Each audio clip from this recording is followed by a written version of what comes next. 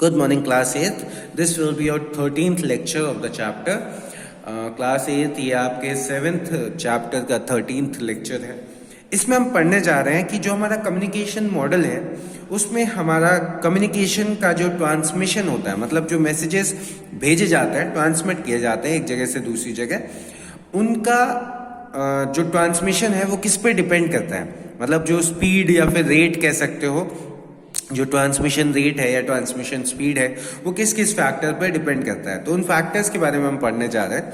तो सबसे पहला है बैंड विड्थ. तो बैंड विड्थ पे डिपेंड करता है हमारा ट्रांसमिशन.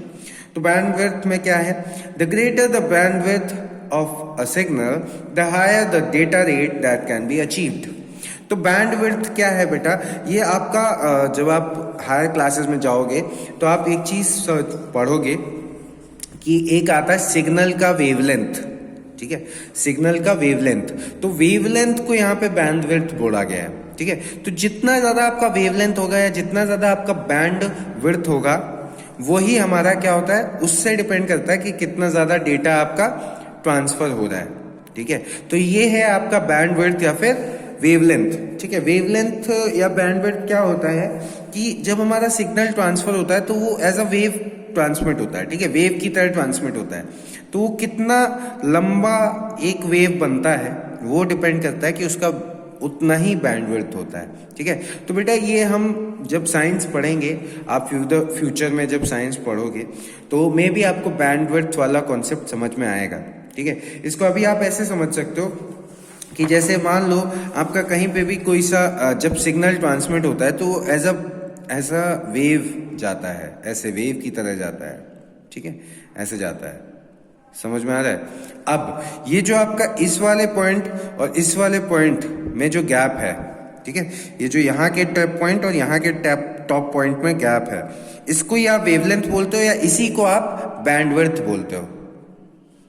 ठीक है, बैंडविड्थ बोलते हो. तो ये जो बैंडविड्थ है ये जितनी ज्यादा होगी आपका डेटा उतना ज्यादा ट्रांसफर होगा. ठीक है, तो ये था बैंडविड्थ. समझ में आया. फिर आ जाता है ट्रांसमिशन इम्पेयरमेंट. तो ये क्या है, impairment such as attenuation limit the distance for guided media twisted pair generally suffers more impairment than coaxial cable which in turn suffers more than optical fiber. तो transmission impairment is kind of a problem for transmitting the data. ठीक है, तो impairment का मतलब कुछ ना कुछ कमी रह जाना. ठीक है, ट्रांसमिशन में कुछ कमी रह जाती है, जैसे कि अटेन्यूएशन. ठीक है, अटेन्यूएशन क्या होता है, रिपीटिशन. ठीक है, दूसरा आ जाता है लिमिट द डिस्टेंस. मतलब डिस्टेंस हमें फिक्स रखनी पड़ती है ट्रांसमिशन के लिए कि अगर ज्यादा डिस्टेंस होगा तो हमें थोड़ा प्रॉब्लम होगा. ठीक है, अब जैसे आपका कोएक्सियल केबल, पहले के जमाने की केबल्स होती थी जिनसे आपका डेटा ट्रांसफर होता था, तो उनमें काफी सारी प्रॉब्लम थी. फिर ऑप्टिकल फाइबर आ गए, तो ऑप्टिकल फाइबर में मैक्सिमम डेटा ट्रांसफर हो जाता था बट फिर भी कुछ ना कुछ रह जाता था. अब उसके बाद इसी वजह से अब हम सैटेलाइट सिग्नल्स, मतलब सिग्नल्स एज एन जो वेवलेंथ है उनको और ज्यादा इंक्रीज कर दिया. हम डायरेक्ट सैटेलाइट से इंटरनेट को चलाते हैं.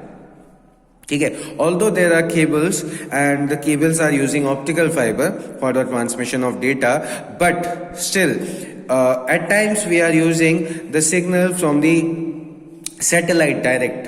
ठीक है, तो हम डायरेक्ट सिग्नल सैटेलाइट वाला भी यूज कर रहे हैं अब नेट चलाने के लिए, या फिर ऑप्टिकल फाइबर यूज किया जा रहा है. ठीक है, तो इम्पेयरमेंट्स को हटाने के लिए हमने ऑप्टिकल फाइबर का यूज करना स्टार्ट कर दिया. ठीक है, फिर आ जाता है इंटरफेरेंस. तो इंटरफेरेंस क्या है, interference from competing signals in overlapping frequency bands can distort or wipe out a signal. तो अगर जैसे एक से ज्यादा सिग्नल्स आ रहे हैं सेम पाथ से, ठीक है, एक से ज्यादा सिग्नल आ रहे हैं सेम पाथ से, तो चांसेस हैं कि वो सिग्नल्स आपस में इंटरफेयर करेंगे. ठीक है, और इंटरफेयर करेंगे तो कहीं ना कहीं वो एक दूसरे के ऊपर मतलब हावी होने की कोशिश करेंगे. मतलब ये कोशिश करेंगे कि मैं पहले पहुंच जाऊं या मैं पहले पहुंच जाऊं, और इस चक्कर में काफी बार वो अपने से जो मतलब जो जिस सिग्नल की वेवलेंथ ज्यादा होती है वो दूसरे सिग्नल को दबा देता है, या जिस सिग्नल की फ्रीक्वेंसी ज्यादा होती है वो दूसरे सिग्नल को दबा देता है. ठीक है, तो इस तरीके से इंटरफेरेंस होता है. ठीक है, तो गाइडेड मीडिया के लिए इंटरफेरेंस प्रॉब्लम है. For guided media interference can be caused by emanations from near by cables.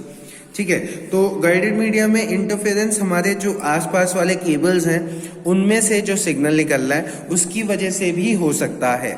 ठीक है, फिर आ जाता है number of receiver. Number of receiver पे भी डिपेंड करता है हमारा transmission. A guided medium can be used to construct a point-to-point link or a shared link with multiple attachment. But in multiple attachment, each attachment introduces some attenuation and distortion on the line, limited distance or data rate.